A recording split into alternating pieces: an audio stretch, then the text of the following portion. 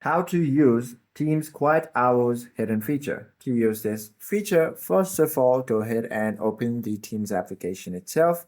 Then tap on your profile icon located on the top left. Access this notification panel.